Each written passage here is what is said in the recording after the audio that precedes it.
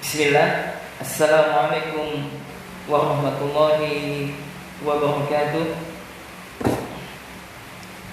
Innal hamdalillah nahmaduhu wa nasta'inuhu wa nastaghfiruh wa na'udzu billahi min shururi anfusina wa min sayyiati a'malina. May yahdihillahu fala mudilla lahu wa may yudlil فلا هادي له. أشهد أن لا إله إلا الله وحده لا شريك له وأشهد أن محمدا عبده ورسوله لا نبي بعده. اللهم صل وسلم وبارك على نبينا محمد وعلى آله وأصحابه ومن تبعهم بإحسان إلى يوم الدين. Allahumma inna nas'aluka ilman nafi'an wa rizqan thayyiban wa amalan mutaqabbalan. Allahumma ya muqallibal qulub tsabbit qulubana 'ala dinik. Allahumma ya musarrifal qulub sarrif qulubana ala ta'atik. Kaum muslimat, para ummahat dan juga para akhwat, serta kepada pemirsa yang sedang menyaksikan kajian kami via online pada sore hari ini, dan juga kepada jamaah yang telah hadir, rahimani rahimakumullah. Segala puja dan puji syukur selalu senantiasa kita peruntukkan kepada Allah Subhanahu wa taala, yang mana Allah Subhanahu wa taala masih memberikan limpahan karunia nikmat-Nya begitu banyak kepada kita. Di antara nikmat tersebut, Allah memberikan kepada kita nikmat iman, nikmat Islam, nikmat diberikannya kepada kita kesehatan, waktu luang, kemudian tempat yang aman sentosa, dan yang semisalnya. Ini adalah nikmat yang betapa besar dalam kehidupan kita, dan nikmat yang paling besar dan yang paling agung dalam kehidupan kita adalah nikmat iman dan Islam. Kita diberikan keimanan oleh Allah Subhanahu wa taala sehingga kita menyandung atau menjadi seorang muslim atau muslimah, maka ini adalah satu nikmat yang besar dalam kehidupan kita. Para akhwat sekalian dan juga para ummahat rahimani rahimakumullah, pada kesempatan kali ini kita akan duduk sejenak membahas sebuah permasalahan yang sangat penting sekali tentang tarbiyatul aulad, tentang pendidikan anak,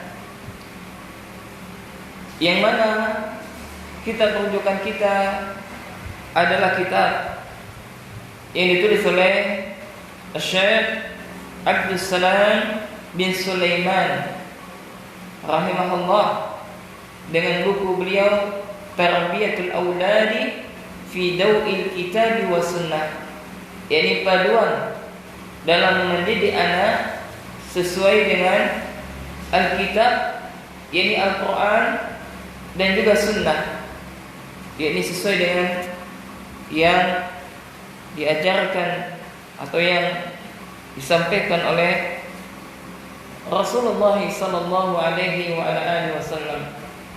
Dan insyaallah kajian kita ini rutin ke depannya, ya, dalam sepekan satu kali, dan waktunya nanti kondisional, ya, maka ini adalah kajian perdana. Dan juga setiap kajian kita live-kan streaming, sehingga yang tidak bisa hadir atau yang belum bisa hadir maka bisa mendapatkan faedah daripada yang kita sampaikan. Naam. Kaum muslimah rahimani rahimakumullah, kita langsung saja membacakan apa yang disampaikan oleh Syekh di dalam muqaddimah kitab beliau. Beliau mengatakan qala musannif hafizallahu taala bismillahirrahmanirrahim, dengan menyebut nama Allah yang Maha Pengasih lagi Maha Penyayang. Alhamdulillah wassalatu wassalamu ala Rasulillah sallallahu alaihi wasallam. Segala puji bagi Allah, semoga salam dan salawat atas Rasulullah dan juga kepada keluarganya dan juga serta para sahabatnya. Laqad an'ama Allah ibadihi ni'man 'azimah. Dan sungguh Allah Subhanahu wa taala telah memberikan nikmat yang besar kepada hamba-hambanya. Ya, di antara nikmat tersebut disebutkan oleh Syekh adalah nikmat memiliki anak yang soleh. Ya, di antara nikmat yang harus disyukuri oleh hamba-hamba Allah Subhanahu wa taala adalah ketika Allah memberikan anak kepada mereka, anak yang soleh. Fahuwa, dan dia merupakan amal soleh. Ya, dia merupakan amal soleh sejati yang sesungguhnya. Kenapa tidak? Karena anak yang soleh ketika orang tua telah wafat, maka pahalanya akan terus mengalir. Kama akhbara bidzalika Nabi sallallahu alaihi wa ala alihi wasallam min hadis Abi Hurairah radhiyallahu taala anhu, sebagaimana kabar yang disampaikan oleh Nabi sallallahu alaihi wa ala alihi wasallam dari sahabat yang bernama Abu Hurairah radhiyallahu taala anhu, yakni Nabi sallallahu alaihi wa ala alihi wasallam bersabda, "Idza mata ibnu Adam in qata'a 'amaluhu illa min thalath." Apabila anak Adam telah wafat, maka terputuslah amalannya kecuali 3 hal. Nabi sallallahu alaihi wa ala alihi wasallam menyebutkan, kata Syekh, bahwasanya ketika kita telah wafat, ketika anak Adam telah wafat, ya maka semua amalannya terputus. Semua amalannya terputus kecuali 3 hal. Ya, di antara ketiga hal tersebut disebutkan oleh Nabi sallallahu alaihi wasallam, awwaladun salihun yad'u lahu. Ya. Ya, ini apa? Di antara 3 amalan yang pahalanya akan terus mengalir walaupun kita telah wafat adalah anak yang soleh yang mendoakan kedua orang tuanya. Subhanallah. Ya, maka jamaah, para akhwat, para ummahat, para bunda, para ibu, para umi, dan juga para ayah dan para bapak dan para abi, berbahagialah kita ketika Allah Jalla wa'ala memberikan anak kepada kita. Maka adanya anak di dalam rumah kita itu merupakan satu kebahagiaan. Salah satu tanda kebahagiaan dalam rumah tangga adanya anak-anak yang telah Allah Subhanahu wa taala karuniakan kepada kita. Nah, tugas kita adalah mendidik mereka bagaimana mereka menjadi orang yang soleh dan soleha, bermanfaat bagi agama dan juga bangsa ini. Ya, bagaimana kita mendidik mereka biar mereka itu mengenal Tuhannya, mengenal Allah Subhanahu wa taala. Bagaimana kita mendidik mereka biar mereka memiliki adab yang baik kepada kedua orang tuanya, memiliki akhlak yang baik, tutur kata yang baik. Maka ini adalah tugas kita. Ya, tugas bagi seorang ayah. Ya, kita adalah pemimpin dalam rumah tangga sebagaimana Rasulullah sallallahu alaihi wa ala alihi wasallam bersabda, kullukum ra'in wa kullukum mas'ulun an ra'yatihi. Setiap kalian adalah pemimpin, kata Nabi, dan setiap kalian ya akan dimintai pertanggungjawaban atas apa kepemimpinan kalian. Dan bagi Anda wahai para ayah, ya, dan bagi para suami, Anda adalah pemimpin, kita adalah pemimpin, dan akan dimintai pertanggungjawaban di sisi Allah Subhanahu wa taala. Ya, Kemudian dan juga bagi Anda wahai para ibu, para bunda, para istri, ya, Anda juga adalah pemimpin. Anda akan dimintai pertanggungjawaban atas apa yang telah Anda pimpin di dalam rumah tangga daripada rumah suami Anda. Maka bagi seorang ibu, bagi seorang wanita, mudah bagi mereka untuk masuk ke dalam surganya Allah. Ya, subhanallah. Maka dengarkan jamaah, wabil khusus kepada para ummahat, para akhwat.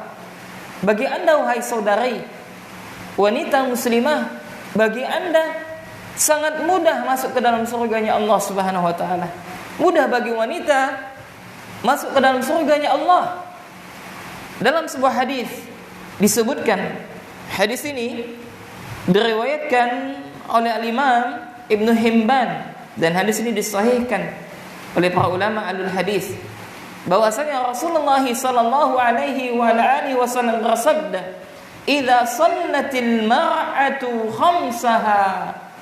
Perhatikan, subhanallah, jamaah, para wanita muslimah, sesungguhnya bagi Anda, mudah bagi Anda masuk ke dalam surganya Allah kalau Anda mengamalkan hadis ini. Cukup Anda mengamalkan hadis ini. Yani kata Nabi sallallahu alaihi wasallam, "Idza shallatil mar'atu khamsaha." Apabila seorang wanita atau seorang istri yang mereka melaksanakan salat 5 waktu. Yang pertama apa? Salat 5 waktu. Maka bagi Anda wahai para bunda, nanti akan kita sebutkan bagaimana mendidik anak. Maka hal yang terpenting sebelum kita mendidik anak-anak kita, maka yang pertama kali yang harus kita perhatikan adalah kesolehan diri kita. Barang siapa yang dia senantiasa berusaha memperbaiki dirinya, berusaha memperbaiki hubungan dia dengan Allah, maka kelak anak-anaknya, keturunannya menjadi anak yang soleh dan solehah. Dia tinggal berusaha untuk mendidik anak-anaknya. Dan ketahuilah wahai para bunda, para akhwat, para ummahat, dan juga kepada pemirsa yang sedang menyaksikan kajian kami via online atau mendengarkan rekaman kajian kami via YouTube channel Muslim TV, rahimana rahimakumullah, ketahuilah bahwasanya sejatinya mendidik anak itu adalah mudah. Ya ibu-ibu sekalian, mendidik anak itu adalah mudah. Kenapa mudah? Karena setiap anak itu dilahirkan sesuai di atas fitrah mereka. Setiap anak dilahirkan sesuai dengan fitrah mereka. Sudah Allah tanamkan keimanan di dalam hati anak tersebut. Tinggal bagaimana kita menumbuhkan keimanan tersebut. Maka apabila kita dapati ada banyak keluhan di tengah-tengah para ummahat, di tengah-tengah para ibu atau di tengah para bunda mengeluhkan tentang kenakalan anaknya, tentang susahnya mengatur anaknya sehingga membuat ibu tersebut stres, maka ketahuilah sejatinya mereka adalah belum mengetahui metode yang tepat bagaimana dalam mendidik anak-anak kita. Dan harus difahami ya, ketika saya berbicara tentang masalah pendidikan anak ini bukan berarti saya adalah orang yang paling hebat mendidik anak-anak saya, tidak. Ya, kita sama-sama belajar dan kita sama-sama berusaha menjadi lebih baik. Ya, kita berusaha mendidik anak-anak kita sesuai dengan Allah dan Rasulnya inginkan, sesuai dengan syariat Islam, sesuai dengan tuntunan baginda Nabi sallallahu alaihi wasallam yang mulia. Ya, mungkin dahulu orang tua mendidik kita ya tidaklah sesuai dengan syariat Islam, atau kita mengenal dakwah, kita menjadi baik ketika kita sudah dewasa, ya tidak sesuai dengan tahapan-tahapan yang benar sebagaimana yang telah dijelaskan oleh Rasulullah. Ya, maka nanti ketika anak-anak kita ya lahir, maka hendaklah kita didik anak kita dengan sesuai yang diajarkan oleh Rasulullah sallallahu alaihi wasallam. Dan juga bagi Anda wahai wanita muslimah, kalau seandainya Anda saat ini masih belum menjadi seorang ibu, atau Anda bahkan belum menikah, maka tidak ada salahnya bagi Anda untuk mempelajari tentang ilmu pendidikan anak. Ya. Nah, terkadang jamaah, para akhwat dan juga para ummahat dan juga kepada pemirsa dan juga sahabat muslim Baikira Indonesia chapter Singkawang yang mungkin sedang menyaksikan kajian kami via online, dan juga jamaah yang hadir di sore hari ini, ya ketahuilah, terkadang yang sering luput daripada kita orang tua adalah kita luput bagaimana cara kita mempelajari mendidik anak. Subhanallah. Karena apa? Ada orang yang semangat mempelajari tentang misalkan ya ilmu-ilmu yang ya dalam tanda kutip setiap ilmu itu sangat penting sekali. Akan tetapi ada waktu yang harus kita prioritaskan dalam menuntut ilmu. Sebagaimana disebutkan oleh Syekh Saleh Al-Utsaimin rahimahullah hafizahullah dalam kitabnya At-Ta'zimul Ilm, yakni pengagungan terhadap ilmu, yang mana yang kita bahas sekarang yang lagi kita bahas, yang kita daurahkan, dan besok akan kita lanjutkan kitabnya daripada subuh sampai menjelang adzan zuhur insyaallah taala. Insyaallah. Ya. Nah, terkadang apa? Kita ya para lelaki atau para ayah atau calon seorang ayah atau bagi wanita atau calon seorang ibu, mereka apa? Terluputkan mempelajari bagaimana mendidik anak-anak mereka. Terkadang ketika kita hendak menikah, apa yang sibuk kita pelajari? Tentang bab pernikahan, ya kan? Tentang bagaimana hak suami istri, bagaimana hak suami, bagaimana hak istri, ya, terus apa saja kewajiban seorang suami terhadap istrinya, terus apa kewajiban seorang istri kepada suaminya. Nah, yang terkadang terluput bagi kita adalah mempelajari bagaimana mendidik anak-anak kita. Ya, subhanallah, ternyata apa? Islam telah mengajarkan demikian. Ya. Dan bagi Anda, wahai para bunda yang mungkin saat ini masih belum diberikan oleh Allah berupa momongan, berupa anak, maka berdoalah kepada Allah. Bukankah contoh yang baik disebutkan nanti oleh penulis, oleh Syekh di sini adalah doanya Nabi Zakaria alaihissalam, yang mana Nabi Zakaria ketika usianya sudah lanjut, maka Allah berikan anak kepada dia, dan dia berdoa kepada Allah meminta anak puluhan tahun lamanya. Subhanallah. Ya, maka bagi Anda wahai saudari, maka bagi Anda wahai para wanita, maka Anda begitu mudah masuk ke dalam surganya Allah. Yang pertama kata Nabi, idza shallatil mar'atu khamsaha, apabila wanita atau seorang istri salat 5 waktu, ya maka jaga salat bagi wanita muslimah, dan salat ini wajib bagi siapa saja yang sudah baligh tentunya, laki-laki dan wanita, kecuali wanita yang mereka datang masa haid, ya maka tidak diperbolehkan untuk melaksanakan salat, atau sedang melahirkan ya darah nifas, ya maka mereka tidak diwajibkan untuk salat kalau seandainya mereka masih belum suci daripada haid. Nah, ya haid maksudnya. Kemudian yang kedua kata Nabi sallallahu alaihi wasallam, wasamat syahraha, dan yang kedua apabila mereka melaksanakan ibadah puasa, yakni menjalankan ibadah puasa di bulan Ramadan. Dan yang ketiga adalah wahafizat farjaha, dan yang ketiga adalah mereka para wanita muslimah atau para istri solehah menjaga kemaluan mereka. Wa ata'at zaujaha, dan yang keempat adalah mentaati suami mereka.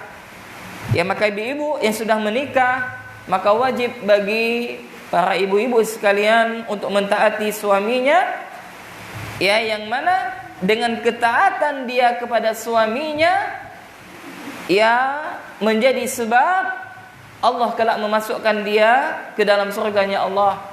Maka kata Nabi sallallahu alaihi wasallam, qila laha udkhulil jannah min ayyi abwabil jannati syi'ti. Subhanallah. Maka dikatakan kepada mereka, dikatakan kepadanya, kata Nabi, maka silakan bagi Anda wahai para wanita soleha masuk ke dalam surganya Allah dari pintu mana saja yang Anda sukai. Subhanallah. Ya, maka bagi wanita mudah bagi mereka untuk masuk ke dalam surga. Yang pertama, mereka wajib melaksanakan salat 5 waktu, berpuasa di bulan Ramadan, menjaga kemaluan mereka, dan mentaati suaminya. Kalau 4 ini dilakukan, diamalkan, maka dikatakan kepada mereka, masuklah engkau ke dalam surganya Allah melalui pintu mana saja yang engkau sukai. Nah, salah satu bentuk ketaatan kepada suami, wahai para bunda, wahai para istri, ya, yakni Anda berusaha mendidik anak-anak dari suami Anda menjadi anak yang soleh dan soleha. Ya, bagaimana kita cara mendidik anak kita? Nah, ini kajian kita insyaallah yang akan kita bahas. Bagaimana metode Islam mengajarkan mendidik anak-anak, ya, biar anak kita tumbuh sesuai dengan keimanan yang ada pada diri mereka. Naam. Begitu juga sebaliknya bagi wanita, adalah mereka orang yang paling banyak dimasukkan ke dalam nerakanya Allah. Waliyadzubillah. Maka bagi Anda wahai saudari, di samping satu sisi Anda mudah masuk ke dalam surganya Allah, dan di satu sisi lain bahwasanya di neraka banyak terdapat wanita dimasukkan ke dalam neraka tersebut. Sahabat bertanya, ya Rasulullah, apakah mereka menyekutukan Allah? Apakah mereka wanita-wanita tersebut dicampakkan ke dalam nerakanya Allah? Mereka menyekutukan Allah ya Rasulullah.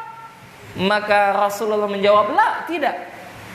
Akan tetapi yang menyebabkan mereka banyak masuk ke dalam nerakanya Allah dikarenakan mereka adalah wanita yang tidak pandai berterima kasih kepada suaminya, kufur terhadap suaminya.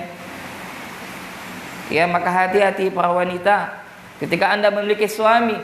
Terkadang wanita ini, ya, ada 999 kebaikan suami yang telah suami berikan kepada dia.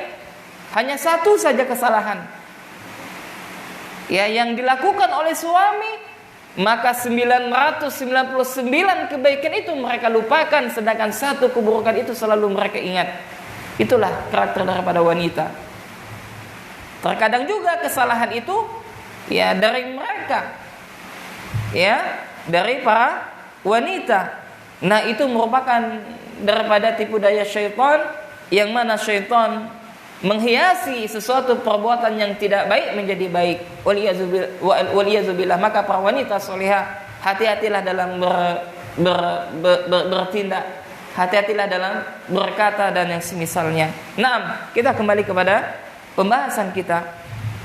Kemudian kata Syekh hafizallah taala, ya, beliau mengatakan, karena itulah waqad ahmala hadzal amru katsirun minan nasi, ya, maka sungguh di zaman ini kata Syekh, kebanyakan manusia, ya, mereka apa? Mengabaikan tentang pendidikan anak, ya kan? Ibu-ibu sekalian, ya, pada zaman ini kata Syekh, kebanyakan para ayah dan juga para bunda, mereka mengabaikan tentang pendidikan anak-anak mereka. Kenapa demikian? Karena di zaman kita tersebarnya hiburan, betapa banyaknya hiburan, berbagai banyak macam fitnah, ya, salah satunya adalah game dan sebagainya, ya, dan terlebih lagi apa? Jahilnya kita, bodohnya kita terhadap syariat Islam, ya, terhadap petunjuk kenabian, yang mana kalaulah kita membaca Al-Quran atau kita mempelajari Al-Quran atau mempelajari hadis Nabi Sallallahu Alaihi Wasallam, maka akan kita jumpai betapa banyak dalil-dalil yang mengajarkan tentang fitarbiyatil aulad, tentang tentang tarbiyah aulad, tentang pendidikan anak-anak kita. Subhanallah. Salah satu contohnya apa jamaah? Para bunda sekalian, perhatikan hadis Nabi. Apa kata Nabi? Perintahkanlah anakmu, kata Nabi, untuk sholat ketika usianya berapa? 7 tahun. Nah, bagi kita, para ayah dan juga para bunda, ketika kita memiliki anak yang sudah masuk usia 7 tahun, maka kita perintahkan untuk sholat. Kita ingatkan untuk sholat. Dalam satu hari ada berapa kali sholat? Ada 5 kali. Ada 5 waktu. Maka seyogyanya bagi tugas seorang ibu selalu mengingatkan ananda untuk melaksanakan sholat. Ya, terus kalau usianya sudah sampai 10 tahun, kata Nabi sallallahu alaihi wasallam, lalu dia enggan untuk sholat, tidak mau melaksanakan sholat, maka kata Nabi, pukullah dia. Maka para ulama menyebutkan pemukulan ketika anak sudah sampai usia 10 tahun lalu dipukul ketika tidak melaksanakan sholat, maka itu adalah bentuk pelajaran bagi anak bahwasanya sholat begitu penting di hadapan orang tuanya, sehingga ketika dia tidak melakukannya maka dia dipukul oleh ayah atau ibunya. Dan para bunda, para ibu sekalian rahimana rahimakumullah, tentunya memukul anak itu tidak meninggalkan bekas sebagaimana para ulama menyebutkan. Nah, hadis ini memberikan pelajaran bagi kita para ayah dan juga para bunda, bagaimana Islam memperhatikan bagaimana pendidikan anak-anak di dalam Islam, yang mana Islam selalu mengajarkan kepada kita ketika anak kita sudah 7 tahun, kita ingatkan untuk sholat. Ya. Nah, sekarang kita hitung ketika anak kita sudah sampai 7 tahun, ya kan? Ketika anak kita masuk 7 tahun, ingatkan ya, ketika anak kita sudah masuk 7 tahun, maka apa? Kita perintahkan dia untuk sholat. Usia 7 tahun ke 10 tahun, itu ada berapa tahun yang dilalui? 7, 8, 9, ada 3 tahun dilalui. Nah, satu hari ada 5 kali waktu sholat. Kalau sebulan 5 kali 30 berapa? Ada 150 kali sholat, ada 150 kali. Maka tugas orang tua, tugas anda wahai para ayah dan para bunda, ketika anak anda sudah masuk usia 7 tahun, maka perintahkan mereka dalam sebulan 150 kali. Tugas anda memerintahkan atau mengingatkan anak anda untuk sholat. Bayangkan, kalau 1 tahun berarti berapa kali 12? Berarti 1800 kali. Jadi selama usianya 7 tahun, tugas kita wahai para ayah dan juga para bunda memerintahkan anak kita sebanyak berapa kali? 1800 kali. Ya, 1800 kali untuk sholat. Subhanallah, paham gak nih? Mudah-mudahan bisa difahami ya. Nah, 1800 kali itu dalam setahun. Ketika usia anak kita berapa? 7 tahun. Sedangkan tadi kita sampaikan dari usia 7 tahun sampai ke 10 tahun itu berapa tahun? Ada 3 tahun ya kan? Berarti kita kalikan 1800 kali dikali 3, maka jumlahnya 5400 kali tugas kewajiban kita selaku orang tua mengingatkan anak kita untuk sholat. Bayangkan, subhanallah. Berapa jamaah? Berapa ibu-ibu? Para bunda?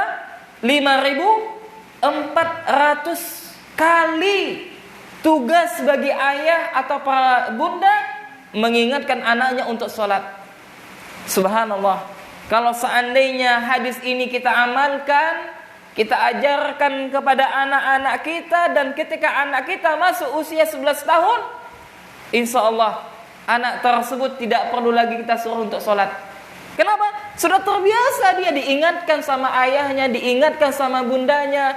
Nak, sholat nak, sudah masuk zuhur, sholat.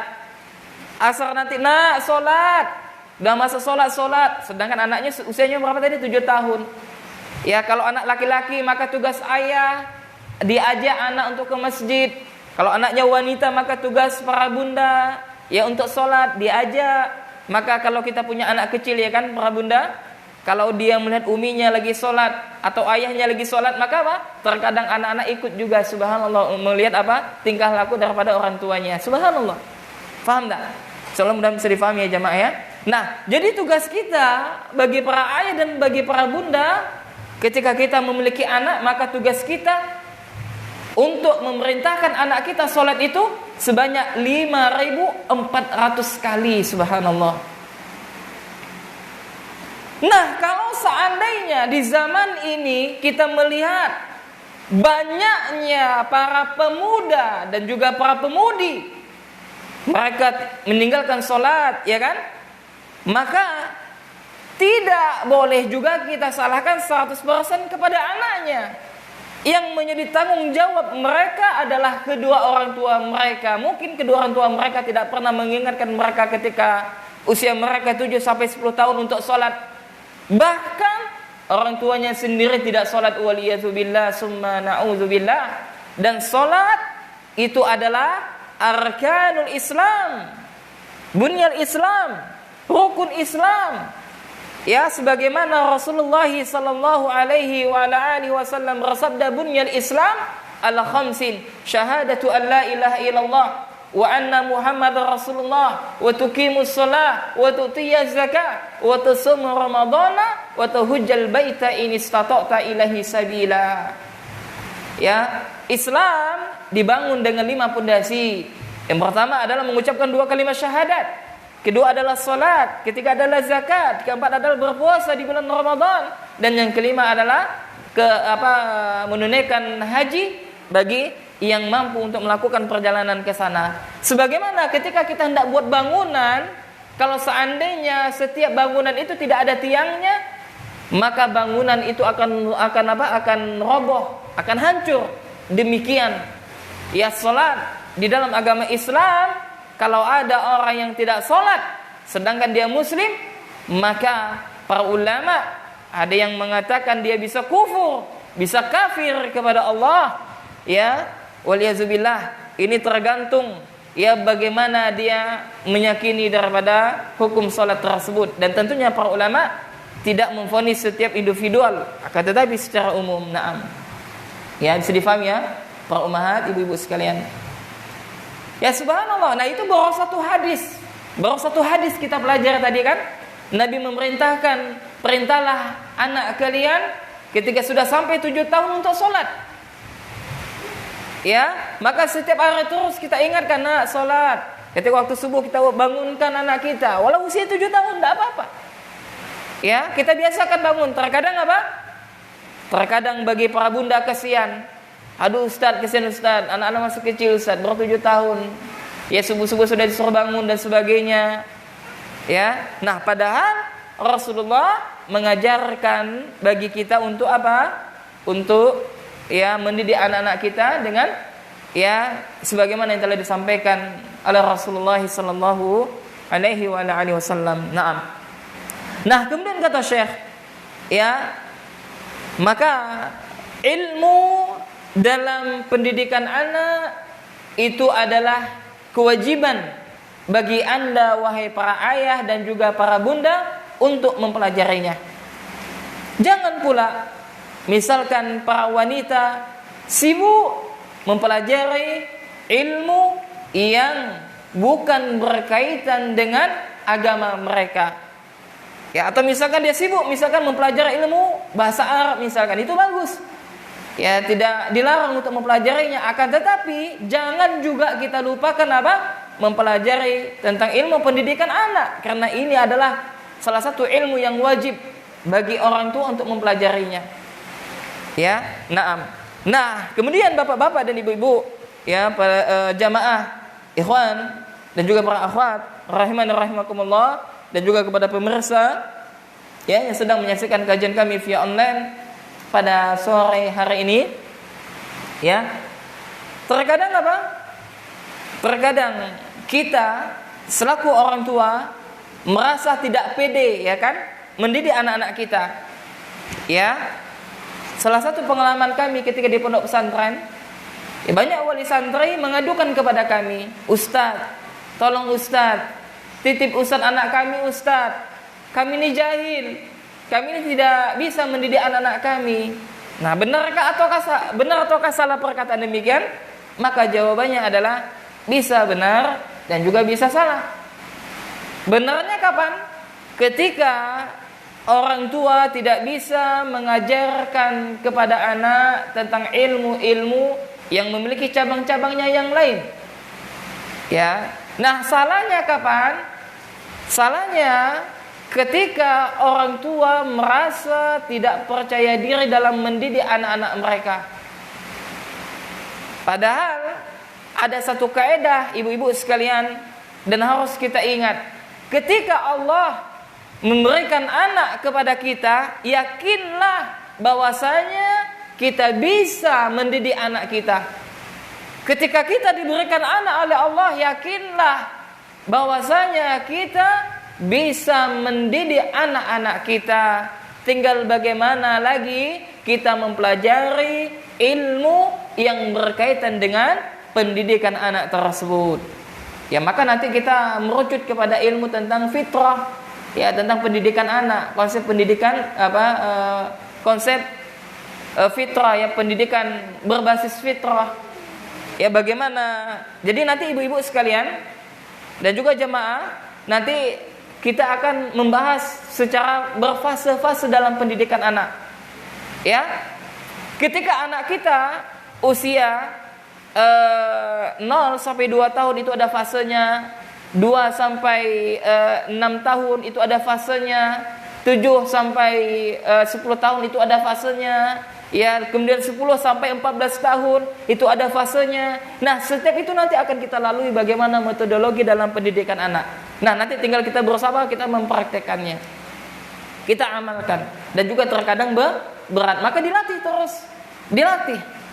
Kita tidak boleh mencela suami kita misalkan, atau mencela istri kita misalkan, ya, tentang apa? Mendidik anak. Sedangkan kita bilang, ya, istriku, kenapa engkau enggak melakukan seperti ini sedangkan engkau tahu ilmunya? Atau suamiku, kenapa engkau melakukan seperti ini sedangkan engkau mengetahui ilmunya? Nah, intinya apa? Perlu proses semuanya. Kita adalah manusia, terkadang salah. Ya, maka ketika salah kita ingatkan, saling mengingatkan. Bukankah Allah Subhanahu wa ta'ala berfirman, "Fadzakir fa inna dzikra tanfa'ul mu'minin." Maka berilah peringatan, karena sesungguhnya peringatan itu bermanfaat bagi orang yang beriman. Naam. Ya. Naam, kemudian kita lanjutkan. Ya, kemudian kata Syekh hafizallahu taala, ya, bahwasanya beliau menyebutkan di dalam buku ini, nanti insyaallah kita siapkan juga bukunya. Ya, bukunya yang sangat bagus ini, yakni Tarbiyatul Aulad fi Daw'il Kitab wa Sunnah. Dan juga kita merujuk kepada bukunya Al-Ustaz Abdul Khaliq hafizallahu taala tentang konsep pendidikan fitrah, yang mana ilmu tersebut pernah kami pelajari beberapa tahun yang lalu, ya, tahun 2018 bersama asatidzah di ma'had. Dan ilmu kalau seandainya tidak kita ajarkan maka akan lupa. Dengan sering kita menyampaikan, dengan sering kita ajarkan, ya, maka akan membuat motivasi kita untuk berusaha kita amalkan, dan berusaha untuk kita merojaah dan kita ulang-ulang terus, kita ulang. Naam. Ya, naam. Jadi para ibu, para ummahat, dan juga para akhwat rahimani rahimakumullah, ya, kesimpulan daripada muqaddimah disampaikan oleh Syekh Abdus Salam bin Abdillah As-Sulaiman, ya, yang pertama, ya, bahwasanya anak itu adalah nikmat yang besar yang telah Allah berikan kepada kita. Maka bagi Anda wahai para ayah, bagi Anda wahai para bunda, ingat, ketika mungkin Anda merasa risih dengan isak tangisan anak Anda, saya ulangi, maka bagi Anda wahai para ayah, dan juga bagi Anda wahai para bunda, ingatlah, ketika Anda merasa risih dengan isak tangisan anak-anak Anda, ketahuilah bahwasanya tangisan daripada anak-anak tersebut sangat-sangat dirindukan oleh dua sepasang kekasih yang mereka masih belum Allah berikan anak. Dan ingatlah wahai para ayah dan para bunda, bahwasanya isakan tangis sang anak tersebut suatu saat akan kita rindukan di dalam rumah kehidupan rumah tangga. Dan ingat, ketika isak tangisan anak-anak kita saat ini, maka suatu saat kita akan merindukan rasa isak tangis tersebut ketika anak-anak kita sudah besar. Maka terkadang syaitan pandai menggoda hati kita, terkadang kita merasa risih mendengar isak tangisan anak kita, padahal mereka belumlah baligh, mereka belumlah dewasa, sehingga dengan rasa isak tangisan tersebut Allah menuntun bagi hati orang tua mengetahui bahwasanya apa yang diinginkan oleh anak tersebut. Naam. Kemudian kesimpulan yang ketiga adalah bahwasanya amalan yang tidak akan terputus walaupun kita telah wafat nanti adalah yakni doa daripada anak yang soleh. Maka berbahagialah Anda wahai para ayah, berbahagialah Anda wahai para bunda, ketika Anda telah berhasil mendidik anak-anak Anda menjadi wanita soleha, menjadi lelaki yang soleh. Maka berbahagialah Anda wahai para ayah dan bunda. Kenapa? Karena anak yang soleh dan soleha itu lebih baik daripada intan sepenuh langit dan bumi. Subhanallah. Ya. Nah, bagi para ibu yang mungkin saat ini anaknya sudah dewasa, atau mungkin para ibu yang saat ini sudah memiliki cucu misalkan, dan anaknya Masya Allah, anak yang soleh dan soleha, penyejuk mata memandang anak tersebut, mengetahui tentang hak-hak bagi orang tua, berbakti kepada kedua orang tua, maka bersyukurlah Anda kepada Allah. Teruslah berdoa, mudah-mudahan anak-anak Anda bisa istiqamah. Dan bagi kita, bagi orang tua yang sekarang anak kita masih kecil-kecil, anak kita yang mungkin saat ini masih ada yang mungkin ada usia 3 tahun, usia 4 tahun, usia 5 tahun, atau ada usia yang 7 tahun, maka tugas kita saat ini adalah mendidik mereka bagaimana mereka kelak besar, tumbuh dewasa, menjadi anak yang soleh dan soleha. Bagaimana caranya? Kita sama-sama belajar, tinggal kita amalkan nanti ke depannya untuk anak-anak kita. Naam. Kemudian kesimpulan yang keempat, bahwasanya perkara mendidik anak itu adalah perkara yang penting wahai para bunda dan juga para ayah, wahai para suami, wahai para ayah. Ketahuilah, mendidik anak itu bukan hanya tugas istri kita, bukan hanya tugas seorang istri atau seorang bunda atau seorang ibu, tidak. Akan tetapi mendidik anak itu adalah tugas kita juga sebagai seorang ayah, sebagai seorang suami. Maka mendidik anak itu sangatlah penting sekali. Terlebih lagi apa? Di zaman kita ini yang penuh dengan fitnah. Para ibu-ibu sekalian, ada salah satu di antara orang tua yang curhat kepada kami, "Ya Ustaz, bagaimana caranya agar kami bisa menjauhkan anak-anak kami dari televisi? Ya, bagaimana caranya Ustaz biar kami bisa menjauhi anak-anak kami dari handphone?" Ya. Nah, ini adalah pertanyaan yang sering ditanyakan kepada kami. Maka ketahuilah wahai para ayah dan bunda, ya, bahwasanya televisi, ya, atau handphone, maka ini ada sesuai dengan berkembangnya zaman. Nah, tugas kita adalah tidak melarang secara total dan juga tidak membolehkan secara total. Bisa difahami ya ibu-ibu? Tugas kita adalah tidak melarang secara totalitas dan juga tidak membiarkan secara totalitas. Pertengahan. Nah, pertengahan. Kenapa? Karena kalau seandainya kita larang secara totalitas, maka nanti anak kita dia akan tumbuh dewasa. Ketika kecil dia tidak bisa megang handphone misalkan, maka ketika dia sudah besar nanti, ketika dia sudah bisa megang handphone, dia akan balas dendam. Nah, ini mumpung saya sudah besar, ketika kecil saya dilarang sama ibu saya nih. Nah maka di dalam konsep pendidikan fitrah diajarkan. Maka tugas kita adalah ketika anak kita, ya, mereka misalkan, ya, ingin megang handphone misalkan, ya, maka tidak ada salahnya kita bersamai mereka tentunya. Ya, naam seperti itu. Maka nanti ada apa? Ada tahapan-tahapan di dalam konsep pendidikan fitrah ini. Baik. Kemudian kesimpulan yang kelima, bahwasanya, ya, yakni apa? Kewajiban bagi seorang muslim adalah menuntut ilmu. Ya, sebagaimana Rasulullah sallallahu alaihi wasallam bersabda, "Talabul ilmi faridatun 'ala kulli muslim." Menuntut ilmu wajib bagi setiap muslim. Naam. Ya, terlebih lagi bagi kita para ayah dan juga para bunda yang telah memiliki anak, maka belajarlah bagaimana mendidik anak dengan benar dan juga dengan baik. Dan juga mendidik anak ini bukan hanya tugas bagi mereka yang sudah memiliki anak, akan tetapi ada tugas bagi Anda juga, wahai saudara dan saudari kami, yang mungkin Anda hendak menikah atau Anda yang belum menikah, maka tidak ada salahnya bagi Anda untuk menyimak atau mempelajari bagaimana konsep Islam dalam mendidik anak-anak. Naam.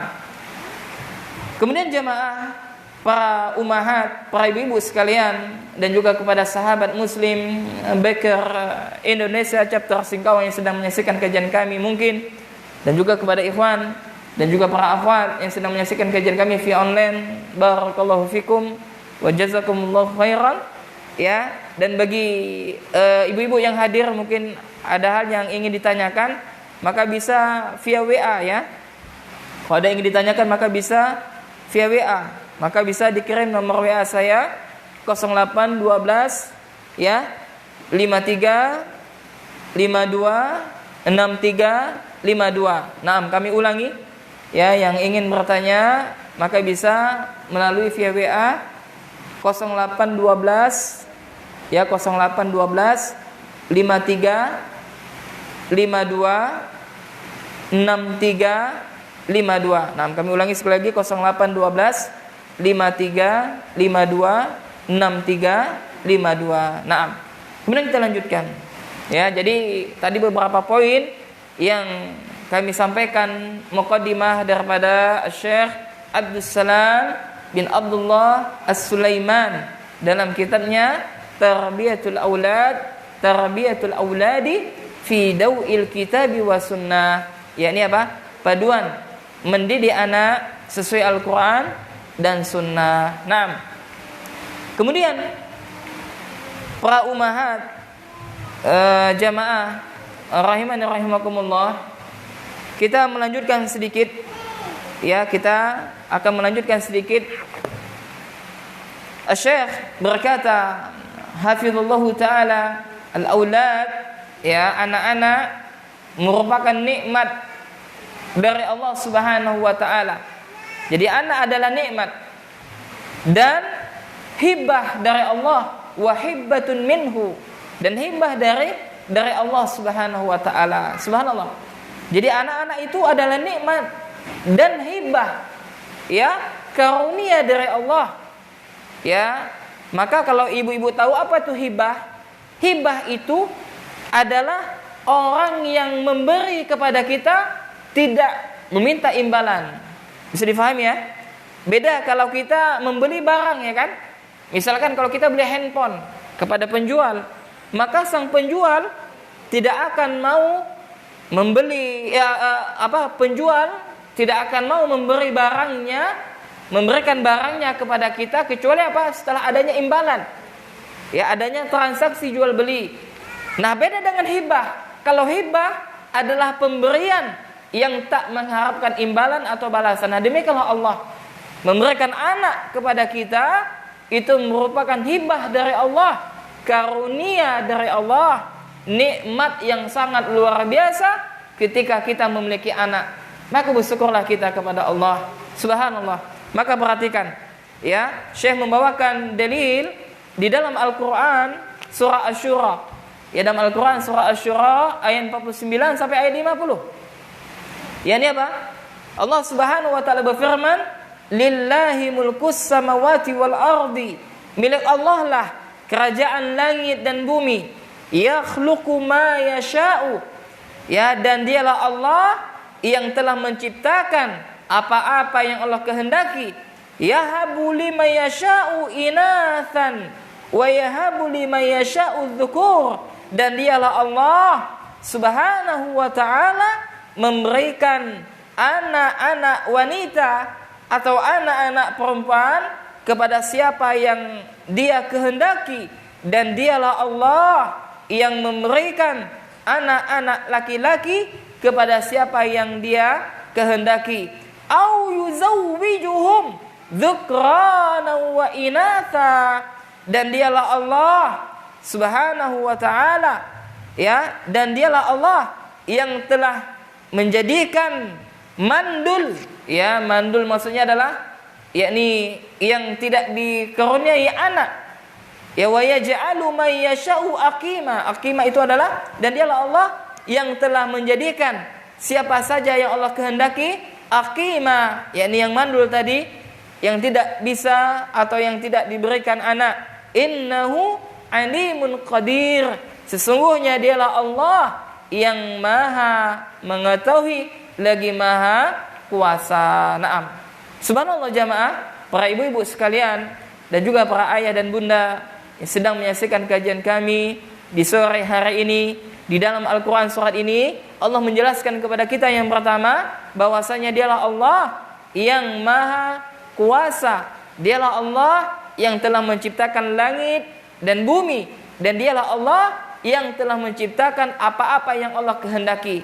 Kemudian yang kedua, bahwasanya Allah Subhanahu wa taala dialah Rabb yang memberikan anak wanita kepada siapa yang dia kehendaki, dan dialah Allah Rabb yang memberikan anak laki-laki kepada siapa yang Allah kehendaki. Ya, maka bagi kita wahai para ayah dan juga para bunda, ya, apapun jenis kelamin daripada anak kita, baik dia itu misalkan anak laki-laki atau anak wanita, atau misalkan dia memiliki anak laki-laki semua anak-anaknya tidak ada wanita, atau sebaliknya Allah berikan dia anak wanita semuanya tidak ada anak laki-laki, maka kita tetap apa? Bersyukur kepada Allah. Karena barang siapa yang bersyukur kepada Allah, maka akan Allah tambahkan nikmat tersebut sebagaimana firman Allah, la in syakartum la azidannakum, dan kalau seandainya kalian bersyukur atas nikmatku,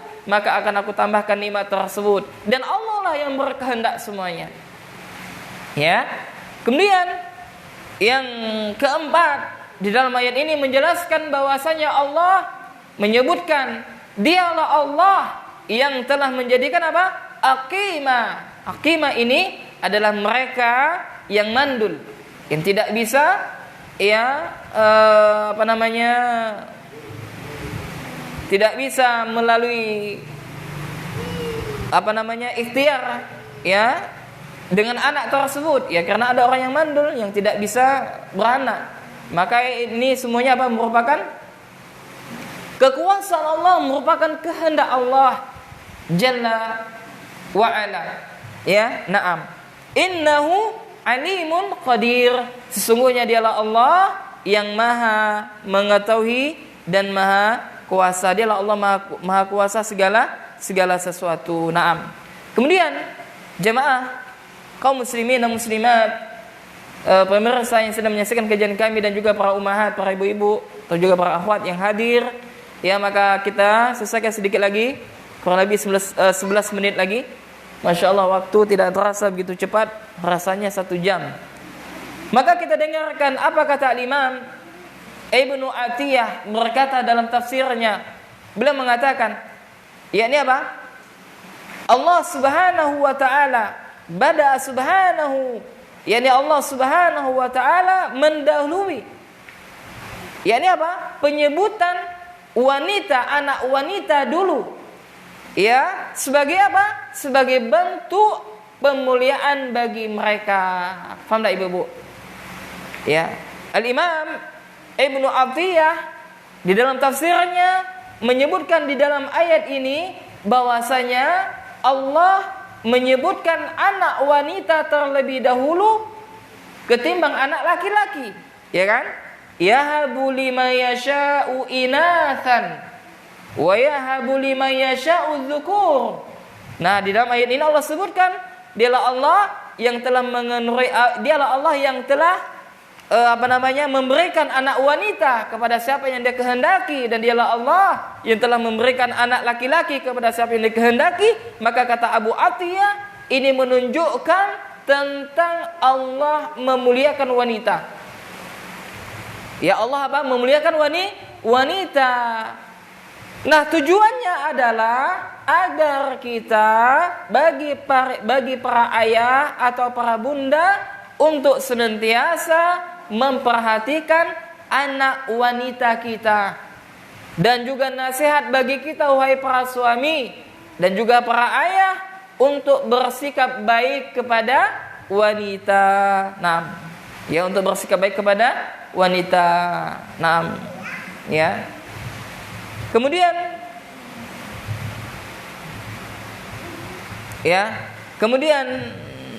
Syekh menyebutkan manusia itu ada 4 macam. An-nasu arba aqsam. Ya, manusia itu ada 4 macam. Ya, sebagaimana disebutkan oleh Ishaq.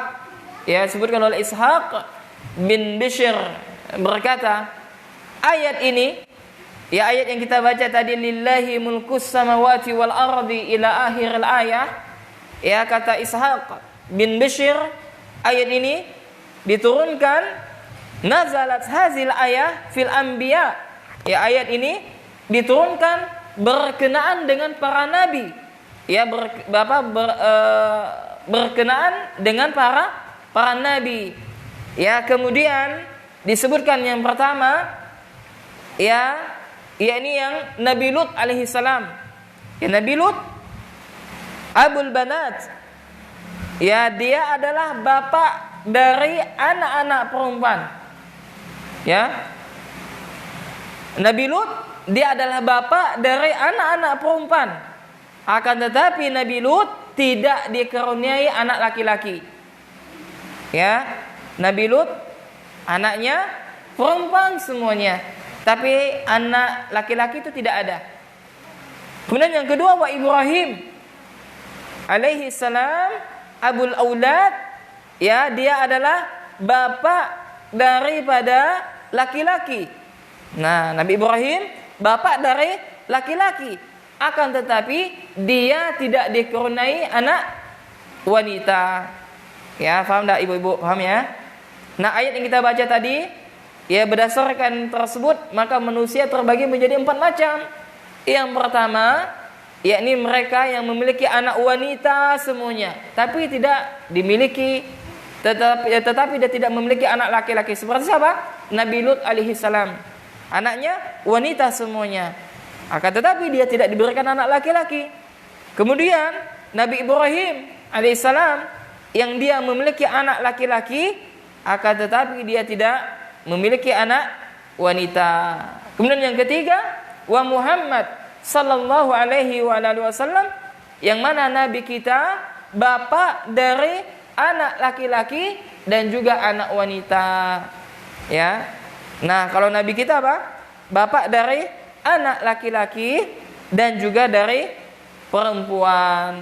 Ya, jadi anak nabi itu ada laki-laki dan ada perempuan. Nah, kemudian yang keempat, yakni Yahya bin Zakaria. Nah, Yahya bin Zakaria ini dia adalah yakni orang yang mandul, yang tidak bisa punya anak. Nah, maka bagi saudara atau saudari kami yang belum Allah karuniakan anak, maka jangan bersedih bahwasanya ada para nabi yang mereka tidak Allah berikan anak.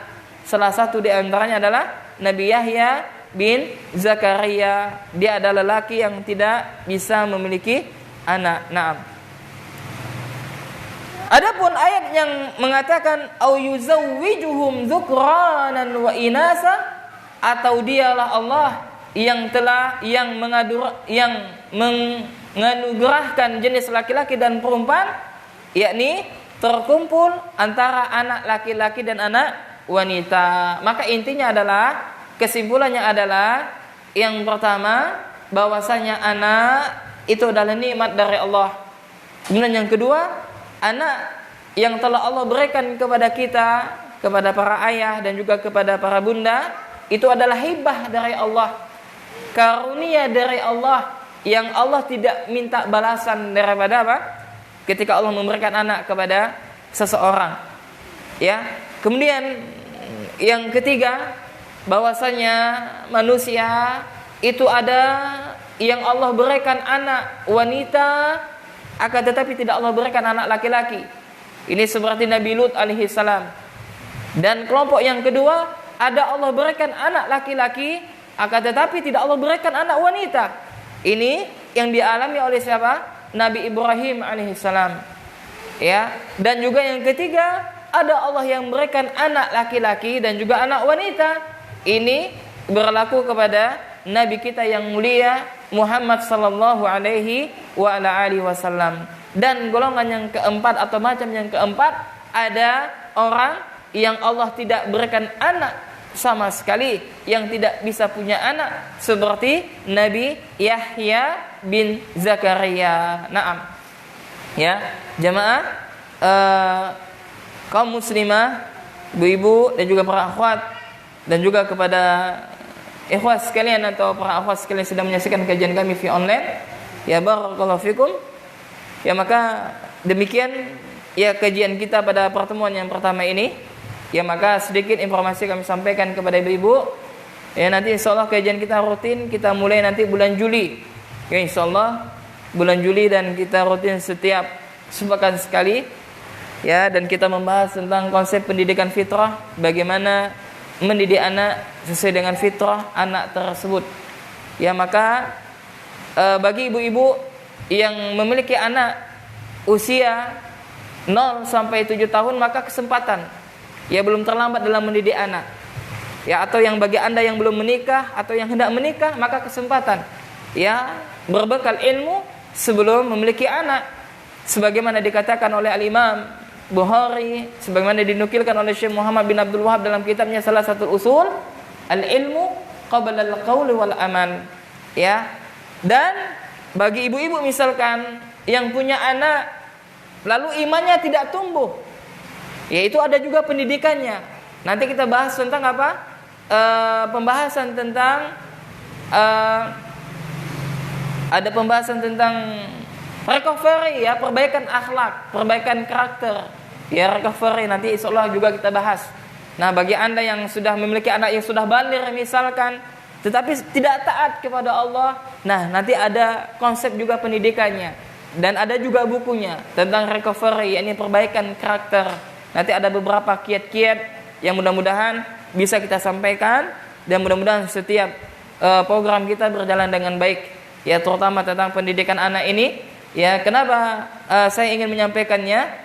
Karena motivasi untuk saya pribadi, biar saya semakin baik menjadi seorang ayah, biar saya ya bisa bersamai anak-anak saya, dan tentunya semua itu perlu proses. Nah, kemudian baik, ada yang bertanya. Bismillah. Assalamualaikum warahmatullahi wabarakatuh. Izin bertanya Ustaz. Waalaikumsalam. Bagaimana metode dalam mendidik anak dan mendidik anak-anak agar memiliki akhlak fitrah yang baik sesuai tuntunan Rasulullah? Syukran, jazakumullah khairan wa barakallahu fikum. Naam, fika barakallah. Baik, jadi pertanyaannya ini, bagaimana metode dalam mendidik anak agar anak itu memiliki akhlak yang baik sesuai dengan tuntunan Rasulullah? Nah, jawabannya adalah yang pertama, ya secara umum saja kami jawab, Rasulullah sallallahu alaihi wasallam ketika mendidik, Nabi membedakan. Ya, Nabi ketika mendidik anak-anak yang belum baligh seperti ini, Nabi mendidik dia. Kemudian Nabi mendidik anak-anak yang sudah baligh seperti ini, Nabi mendidik dia.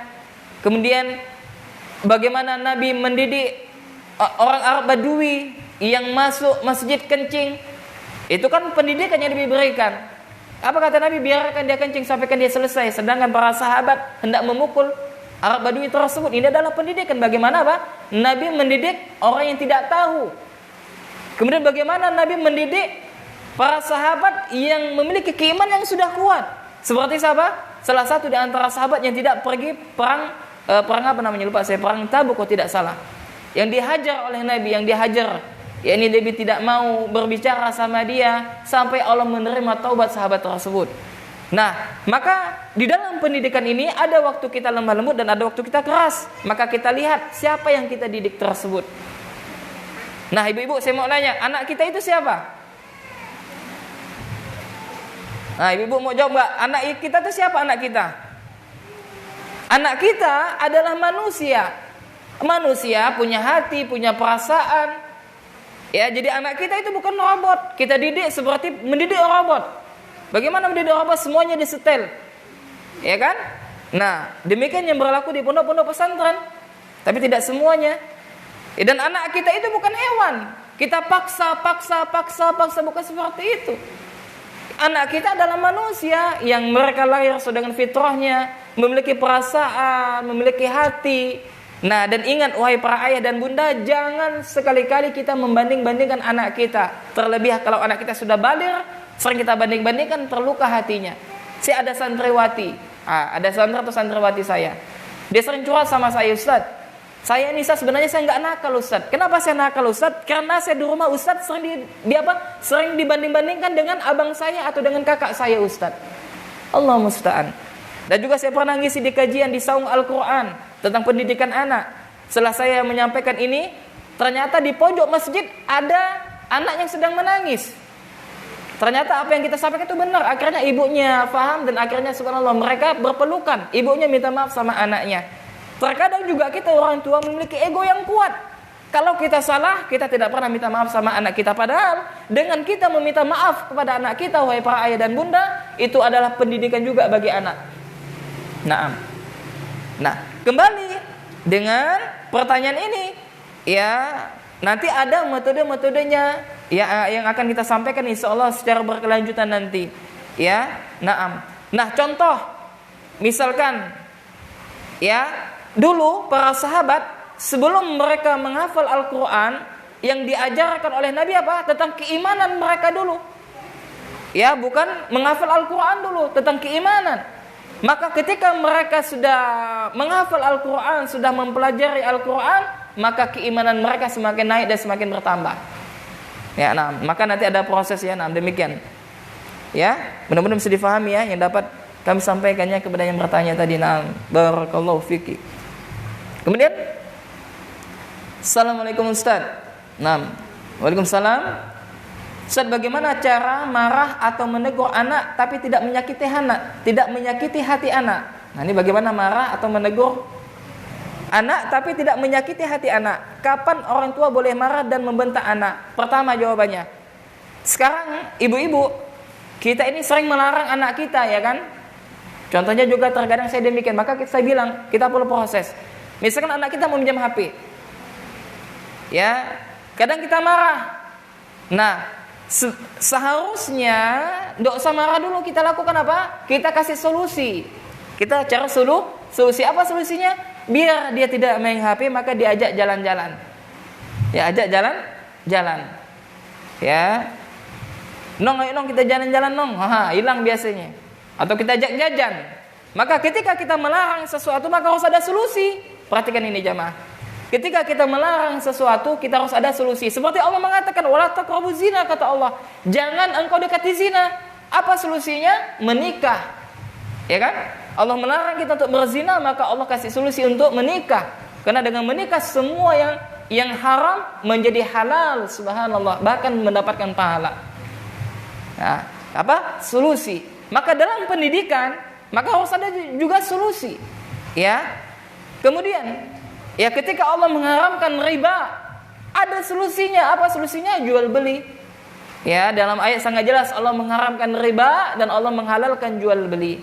Maka demikian juga ketika ada anak kita yang tidak kita inginkan sesuatu darinya, atau dia mainkan sesuatu yang membahayakan bagi dirinya, maka kita berikan nasihat. Kalau dia sudah bisa membedakan mana yang baik dan mana yang buruk, ya, kalau yang masih belum bisa, maka kita berikan solusi atau kita alihkan perhatiannya dengan yang lain. Bisa difahami ya? Kemudian ya, bagaimana tadi kita menegur anak biar dia tidak tersakiti hatinya? Maka tadi berikan solusi tadi. Ya, kalau bisa kita beri dia pemahaman dulu. Kalau anaknya sudah besar, misalkan anak kita sudah 7 tahun, misalkan anak kita pergi ke masjid, yang dia laki-laki, maka sebelum dia ke masjid kita kita nasihatin dulu, abang, nanti kalau abang ke masjid, abang tidak boleh ribut ya bang ya. Kenapa? Karena masjid itu bang tempat rumah Allah, tempat ibadah. Nah, kasih ada seperti itu. Terkadang orang tua ngajak anaknya ke masjid, tidak diberikan perhatian seperti itu, tidak difahamkan kepada anak. Ya, tidak difahamkan kepada anak, sehingga ketika anak ke masjid maka mereka ribut. Nah, kalau pengurus masjid sudah mengenal konsep fitrah, tidak akan dimarah anak itu. Ya, bisa disaling memahami. Ya, mungkin yang dimarah adalah orang tuanya. Ya, dikasih tahu dulu. Kalau mau ke masjid kasih tahu dulu anaknya, bilang ya ke masjid tidak boleh dan sebagainya.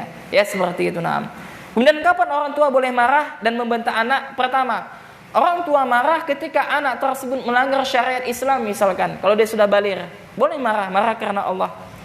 Ya, kedua, dia tidak sholat, maka boleh marah, bahkan dipukul sebagaimana tadi telah kita sebutkan. Dan yang ketiga, ya, tentang masalah membentak anak. Kalau bisa jangan bentak anak. Kalau bisa. Karena para psikolog mengatakan ketika satu bentakan itu ada ribuan putus saraf anak. Nah, saya ada santri saya, Bapak dan Ibu sekalian. Santri saya ini ya orangnya apa ya? Kurang nyambung kadang. Suka bengok. Apa bahasanya itu ya? Melamun lah gitu. Kalau ditanya jawabannya iya atau tidak? Iya atau tidak?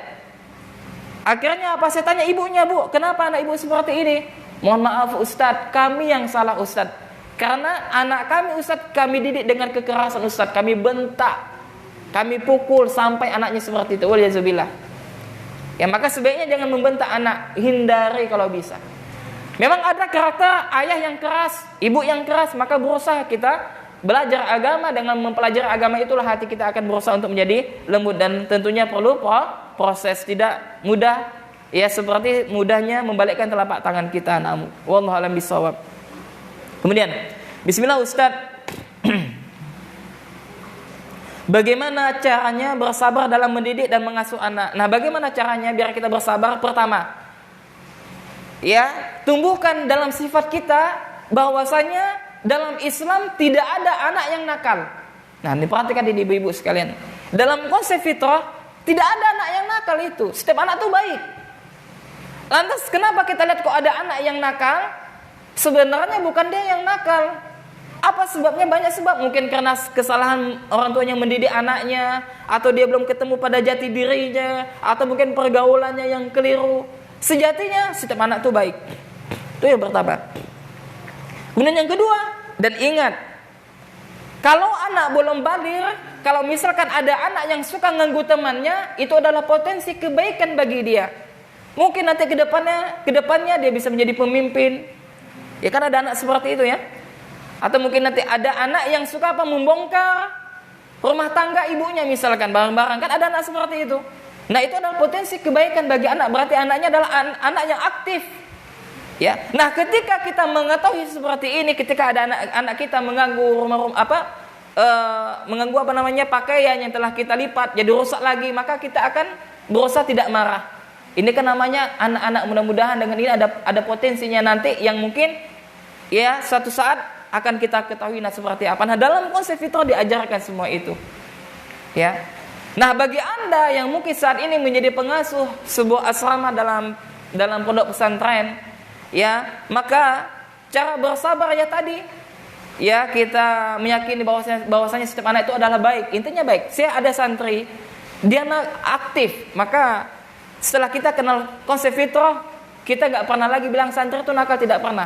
Kita alihkan santri itu aktif anaknya ini.